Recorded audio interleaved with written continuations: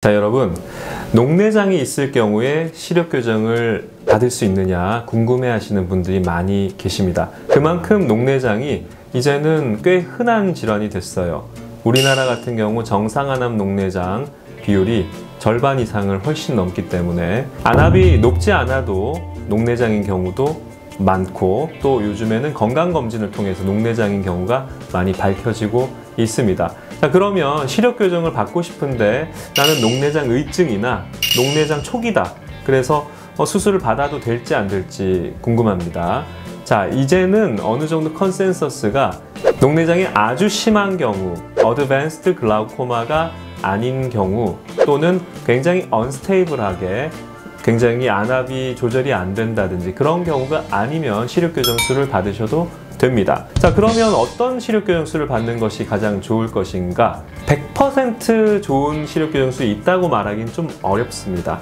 녹내장은 결국 안압이 높아졌을 때 시신경이 손상될 확률이 높기 때문에 내 평소 안압보다 상대적으로 안압이 높아져서 좋을 건 없는데, 우리가 일상적으로도 운동을 하거나 역기를 들거나 특정 자세를 할 때, 요가 자세를 할 때 안압이 급격히 높아지는 경우가 흔히 있거든요. 그래서 녹내장이 있으신 분들은 그런 안압을 올리는 운동을 너무 많이 하지 않는 것이 좋습니다. 근데 수술하는 그 찰나에, 특히나 이제 스마일 수술, 라식 수술, 스마트 수술할 때 일시적으로 그 눈에 고정을 하는 장치가 압력을 살짝 올려주는데 그 시간이 굉장히 짧기 때문에 일반적인 녹내장 환자에게서는 시력 경과에 영향을 주지 않습니다.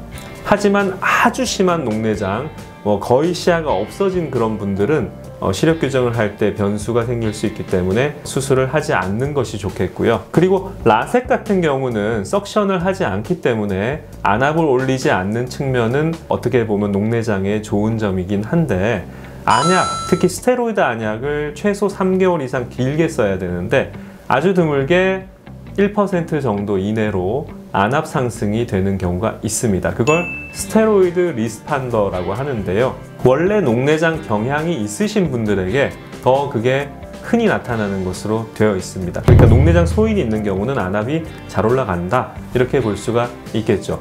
그래서 그런 부분들을 충분히 모니터링을 할 수 있다면, 만약에 문제가 있다면 스테로이드를 조기에 끊고 스테로이드를 대신하는 비스테로이드성 소염제를 쓴다든지 하는 것으로 대체를 할 수가 있겠습니다. 구독과 좋아요, 알림 설정 부탁드리겠습니다.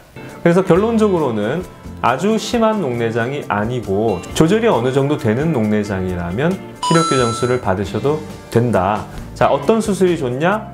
수술마다 다 특색이 있는데 눈 상태가 특별히 이상이 없으면 저는 스마트 라식도 좋은 선택이 될 수가 있고, 스테로이드 리스판더가 아닌 것이 확인이 되거나 안압을 잘 체크할 수 있으면 라섹도 괜찮다고 봅니다.